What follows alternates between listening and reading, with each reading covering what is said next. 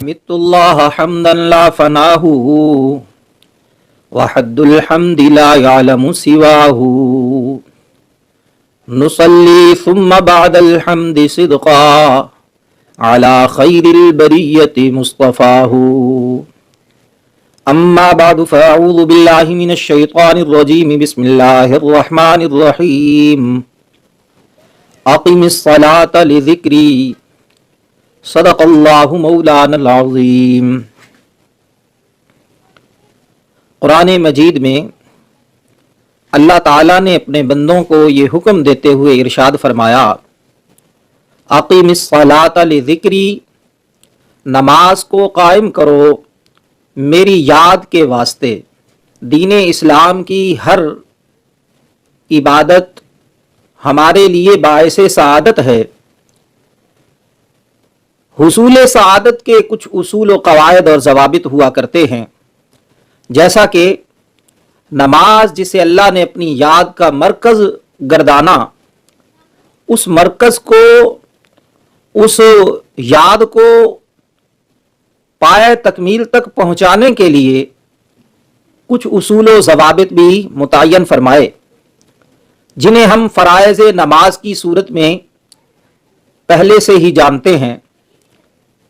آج کی اس نشست میں درس قرآن کے حوالے سے ہم اقیم الصلاۃ لذکری کے تحت اس بات کو بیان کریں گے کہ نماز کے اندر کون کون سی چیزیں ضروری ہیں، کنہیں ہم فرائض نماز کہتے ہیں۔ البتہ کل فرائض نماز کی تعداد تو 13 بیان کی جاتی ہے، لیکن اگر ان 13 کو اکٹھا کر کے بیان کیا جائے تو عام طور پہ یاد کرنے والے پر بوجھل لگتے ہیں اور یاد کرنا تھوڑا مشکل ہو جاتا ہے۔ فقہائے کرام نے جو تقسیم رکھی ہے وہ ہماری آسانی کے لیے ہے۔ انہوں نے آدھے فرائض کو الگ کر دیا جو کہ نماز شروع کرنے سے پہلے کے ہیں، اور باقی فرائض کو انہوں نے جو نماز کے اندر ہے الگ کر دیا۔ اس کی بنیادی وجہ یہی ہے کہ انسان کو جتنا بھی کسی معاملے کو آسان فہم کر کے پیش کیا جائے، انسان اتنا ہی دلچسپی لیتا ہے اور اس کے لیے اسے یاد رکھنا آسان ہو جاتا ہے۔ ان 13 فرائض میں سے 7 وہ فرائض ہیں جنہیں عام طور پہ ہم شرائط نماز کے حوالے سے جانتے ہیں۔ انہیں شرائط نماز کہا جاتا ہے کیونکہ نماز شروع کرنے کے لیے ان کو شرط کی حیثیت ہے۔ شرط وہی ہوا کرتی ہے جو چیز کے اندر داخل نہ ہو، چیز سے خارج ہو، اس وجہ سے انہیں شرائط کا نام دیا گیا۔ اور شرائط صلاۃ 7 ہیں۔ ہمیں اس بات کو بخوبی جان لینا چاہیے کہ ان 7 شرائط میں سے اگر کوئی ایک شرط بھی نہیں پائی گئی تو ہم نماز پڑھنے کے قابل نہیں ہوں گے، اس لیے ان کا دوسرا نام فرض بھی ہے۔ نمبر 1، جسم کا پاک ہونا۔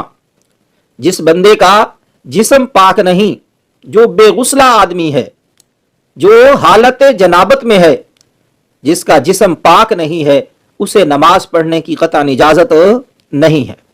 تو پہلا فرض کیا ہوا؟ بدن کا پاک ہونا، تمام غلاظتوں سے بھی پاک ہو اور تمام باطل نظریات سے بھی پاک ہو۔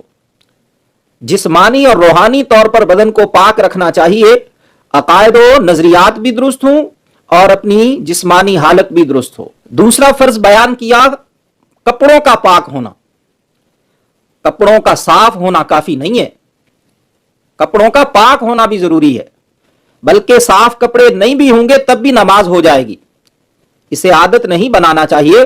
مجبوری کے تحت ایک آدمی کسی ایسے کام میں مشغول ہے کہ وہ اگر بار بار کپڑے بدلتا ہے نماز کے لیے تو اسے گراں گزرتا ہے، اس کی طبیعت پہ ناگواری آتی ہے، اور کبھی وہ نماز انہی کپڑوں میں پڑھنا چاہتا ہے جو یقیناً پاک تو ہیں لیکن داغدار ہونے کے حوالے سے وہ میلے کپڑے ہیں، نماز اس میں ہو جائے گی۔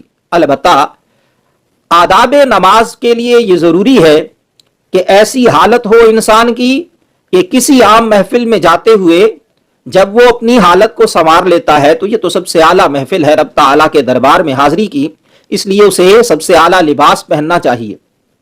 لیکن فرائض میں سے یہ بات ہے کہ کپڑا پاک ہونا چاہیے، صاف ہونا فرض نہیں ہے۔ تیسرا ہے جگہ کا پاک ہونا۔ آپ جس جگہ پہ نماز پڑھ رہے ہیں कहीं ऐसा तो नहीं कि वो जगह नापाक है, जगह पाक होगी तो नमाज हो पाएगी, अगर जगह नापाक है तो नमाज नहीं हो सकेगी। और चौथा फर्ज है सतर का ढांपना। सतर के हवाले से दो गुजारिशात जहन में रखिएगा। औरत का सतर और है और मर्द का सतर और है। मर्द का सतर नाफ से लेकर घुटने तक, इसका ढांपना फर्ज है।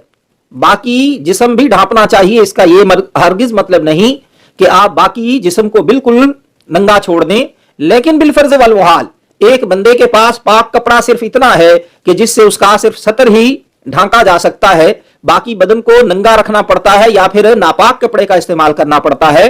तो फर्ज की अदायगी के लिए अगर आपने अपने सतर को ढांक कर नमाज पढ़ ली तो यही काफी है। 4 फराइज हो गए या 4 शरायत हो गई। नंबर 5 नमाज की नियत करना। नंबर 6 किबले की तरफ रुख का होना। और नंबर 7 नमाज का वक्त होना। अब जाहिर है नमाज के लिए तो औकात मुकर्रर हैं। हर फर्ज नमाज का इब्तिदाई वक्त भी मौजूद है, इंतहाई वक्त भी मौजूद है। मैं नमाज असर पढ़ना चाहता हूं और जोहर में पढ़ लूं, यह हरगिज दुरुस्त नहीं। नमाज का वक्त होने का मतलब क्या है?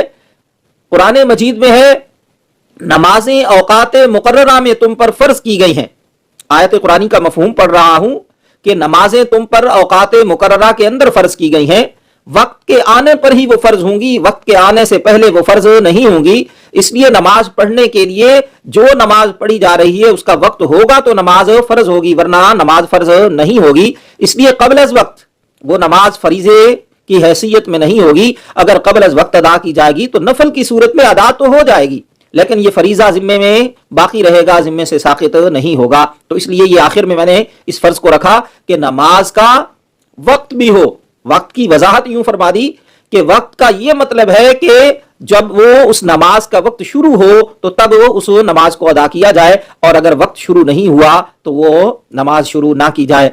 अल्लाह ताला से दुआ है कि अल्लाह ताला हमें फराइज नमाज जो जिनमें से मैंने सिर्फ 7 का तज़किरा किया है और ये शरायत की सूरत में है, शरायत नमाज में दाखिल नहीं, नमाज से खारिज है, अगरचे नमाज इसके बगैर शुरू नहीं की जा सकती। नमाज के लिए ये बुनियाद है, इन शराइत का होना जरूरी है। इन 7 का मैंने तज़किरा कर दिया है। हमारी आसानी के लिए फराइज़ नमाज को याद करना 7 की सूरत में चूंकि आसान होता है, इसलिए मैंने आधा बयान कर दिया। इसके बाद जो अगला हिस्सा है जिसे हम अरकाने नमाज कहते हैं, वो भी फराइज ही हैं, वो 6 फराइज हैं। उनका बयान इंशाअल्लाह अगली वीडियो में होगा। अल्लाह ताला से दुआ है कि अल्लाह ताला हमें इन बातों पर अमल करने की तौफीक अता फरमाए और नमाज को सही अंदाज में पढ़ें ताकि जरिया नजात बन सके। वमा अलैना इल्ला